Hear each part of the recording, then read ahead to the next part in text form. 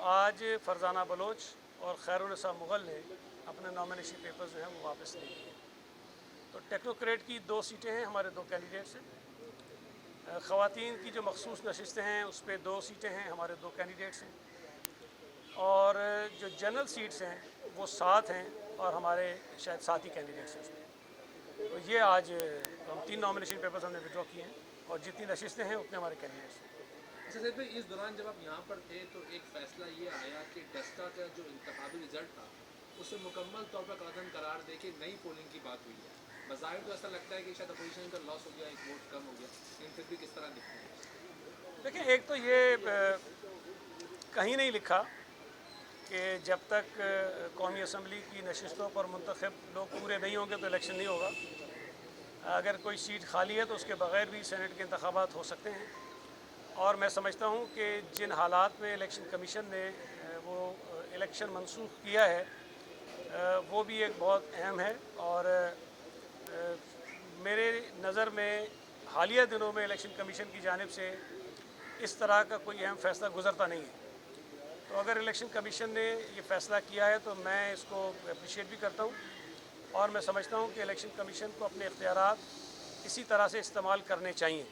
बल्कि मैं तो इससे भी आगे जाऊँगा कि सिर्फ इंतखाबात दोबारा नहीं करवाने चाहिए, सिर्फ इलेक्शन दोबारा नहीं होना चाहिए, बल्कि जो लोग धांधली में मुलविस थे, जिनकी वजह से उस हल्के का पूरा इलेक्शन ख़राब हुआ है, जिसकी वजह से इलेक्शन कमीशन की साख मुतासर हुई है, जिनकी वजह से वहाँ 2 कीमती जानें गई हैं, जिनकी वजह से वहाँ पूरा दिन फायरिंग्स होती रहीं, वोटर्स हरासा होते रहे और यकीनन जो ख़र्चा अच्छा खासा उस पर होता है इलेक्शन पर वो हुआ है। उन तमाम किरदारों को भी सज़ा मिलनी चाहिए जो कानून के मुताबिक इलेक्शन कमीशन के पास इख्तियारात हैं। अगर इलेक्शन कमीशन उन ज़िम्मेदारों को सज़ा देने में कामयाब हो जाता है तो मैं समझूंगा कि आने वाले दिनों में जो इंतखाबात हो रहे हैं उसमें इस किस्म के किरदार, इस किस्म की कोई हरकत करने से शायद रुक जाएंगे। अगर माजी की तरह ये सिलसिला इसी तरह चलता रहा कि जो करता रहा, गलत नताइज देता रहा, प्रिजाइडिंग ऑफिसर्स इन्वॉल्व रहे, बहुत सारे ऑफिसर्स इन्वॉल्व रहते हैं और उनके ख़िलाफ़ आज तक हमने कोई ऐसा एक्शन नहीं देखा जिसकी वजह से वो बाज रह सकें, रुक सकें। तो ये अच्छा मौका है इलेक्शन कमीशन के पास कि उन लोगों को सज़ाएँ दें, सख्त तरीन सज़ाएँ दें, उनको निशान इबरत बनाएँ ताकि आने वाले इंतखाबात में कोई इस किस्म की हरकत करने की जरूरत न कर सके। 11 नशिस्तें, 11 उम्मीदवार, कामयाबी कितने पे? तो दूसरी जमातों से भी आपकी ये तीन बातचीत चल रही होगी। देखिए, मैं आपसे सुनूँ, अगर आपको पिछले इंतखाबात भी याद हो तो हमारे कैंडिडेट इसी तरह से थे और फिर पार्टी फ़ैसला कर लेती है कि किन कैंडिडेट्स को हमने वोट करवाना है या कौन हमारे पास ऐसे हैं जो शायद जीते ही पोजीशन में नहीं हैं तो उनको छोड़ देते हैं।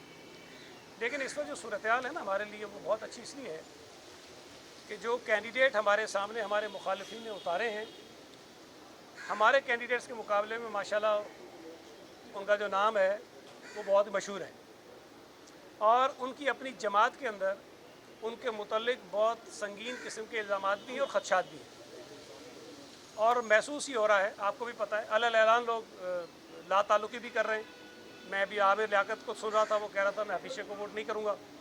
इसी तरह मैंने कोई और भी इनके MPs MNAs को सुना जो कह रहे थे कि हम इनके कैंडिडेट्स को वोट नहीं करेंगे।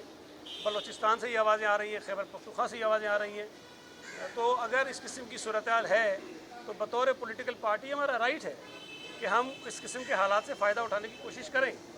हाँ, पैसे देकर वोट ख़रीदना नहीं चाहिए, बिल्कुल हम इस बात पर पाबंद हैं। और मैं तो हैरत करता हूँ जब हमें बताते हैं जी KPK से आपके 2 उम्मीदवार जीत गए थे। भाई, जो उम्मीदवार जीते थे उनकी हालत तो देखो, क्या वो पैसे देने के काबिल थे? जो उनके मुकाबले में PTI ने खड़े किए थे वो अरबपति थे सारे। तो एक आदमी अगर मेरे जैसा खड़ा हो और वो कम वोटों के बावजूद जीत जाए तो अब अगर कहेंगे जी मैंने करोड़ों रुपये दे दिए, तो भाई ये तो खुद मजाक है ना, मैं दे नहीं सकता हूँ। तो अगर मेरे सामने कोई अरबपति हो तो उसके पास ज़्यादा वसाइल होते हैं, ज़्यादा उसके पास इख्तियारात होते हैं, पैसा होता है, वो इस्तेमाल कर सकता है। तो आपको ये देखना चाहिए, हम इस बात को तो आप हमें छोड़ दें, आप हमारे कैंडिडेट से जाके हलफ ले लें किसी तरह का भी कि वो एक पैसा भी उनको हमने कहा कि आपको खर्च नहीं करना। और यहाँ तो ये भी हो रहा है कि रवायात के बरखिलाफ़ हम करते हैं। जब मैं सेनेटर बना था उस वक्त भी हुआ और आज भी हो रहा है कि आम तौर पे जो कैंडिडेट्स होते हैं वो दावतें करते हैं MPs की। ये हमारे साथ खड़े पूछे उन्होंने कितनी दावतें की हैं। इनकी दावतें वोटर्स कर रहे हैं कि आप आएँ और खाना खाएँ हमारे साथ और गैदरिंग्स करें। तो तो पीपल्स पार्टी नई नई इस किस्म की रवायत को जन्म देती है। हम अपने वर्कर्स को आगे लाते हैं, पीपल्स पार्टी के जो अपने लॉयलिस्ट हैं उनको आगे लेकर आते हैं। तो मैं समझता हूँ कि हमें ये हक़ है कि हम अपने उम्मीदवारों के लिए, या इनको हक़ है शहादत अवान साहब को, कि अपने लिए वोट मांगने जाएँ सबके पास। ये इनका हक़ है, इनकी जिम्मेदारी कि जाएँ। किसी को वोट देना है, किसी को नहीं देना है, ये उनकी मर्ज़ी है, वो देते हैं कि नहीं देते। तो इसी तरह हम वोट मांगने हर दर पे जाएंगे। कोई अगर मान लेगा उसका शुक्रिया अदा करेंगे, कोई नहीं मानेगा उसका भी शुक्रिया अदा करेंगे। तो इसलिए मैं समझता हूँ कि जब सामने वाले कैंडिडेट कमज़ोर हैं, उनके वोटर उनसे नाराज़ हैं, उनको वोट नहीं देना चाहते हैं, तो कोई हमें ये कहे कि उनसे आप वोट भी ना मांगे तो जाती है। हम वोट मांग रहे हैं, मांगेंगे इंशाल्लाह ताला सब। अच्छा, वफाकी वज़रा कहते हैं कि इस्लामाबाद में नोटों की गोलियां लेके घूम रहे हैं। आपने कोई देखा? अच्छा, कराची में है कि क्योंकि उनके कैंडिडेट पर इल्ज़ाम लगा है कि उसने 35 लाख में और 35 करोड़ में टिकट खरीदा है। तो आप अटॉर्नी जनरल जिनका ताल्लुक पाकिस्तान पीपल्स पार्टी से, उन्होंने सुप्रीम कोर्ट में ये कहा कि गोलियां लेके लोग घूम रहे हैं। देखिए, मैं एक अर्ज़ करूँ आपसे, सिंध में कैसा होगा? अटॉर्नी जनरल का ताल्लुक इस तरह पीपल्स पार्टी से नहीं है जिस तरह मेरा है या किसी और का है। वो हमारे बड़े सीनियर लीडर के साहबजादे हैं, हमारे अच्छे दोस्त हैं, इसमें कोई राय नहीं है। लेकिन वो हुकूमत की नुमाइंदगी करते हुए अगर कोई बात कह रहे हैं, अगर वो उन्होंने ऐसी बात कही है तो हुकूमत को रिप्रेजेंट कर रहे हैं, उनकी बात कही है, वो हमारी बात नहीं है। अगर इस्लामाबाद में थैले किसी ने देखे होंगे तो इस्लामाबाद में आपके कलीग्स हैं, उनसे पूछ लें। आप यहाँ कराची में रिपोर्टिंग कर रहे हैं, आप मुझे बताइए कि कहीं आपको थैले नज़र आए, कोई पैसे लेते हुए फिरता हुआ नज़र आया? मैं तो दावा करता हूँ कि कोई एक बंदा लेकर आ जाए जो ये कहे कि ये हमें पैसे की ऑफ़र की है। हाँ, ये तो कोई कहेगा कि वोट मांगा है, इसमें मैं हलफ नहीं दे सकता हमने मांगा है, बिल्कुल मांगा है, मांगेंगे। लेकिन कोई ये कहे कि ये हमें पैसे की ऑफ़र की है, पैसे लेके हमारे पीछे फिर रहे हैं, तो फिर हम मुजरिम में बिल्कुल आप यूसुफ रज़ा गिलानी साहब के लिए कितनी यकीनदानियां मिली हैं आपको?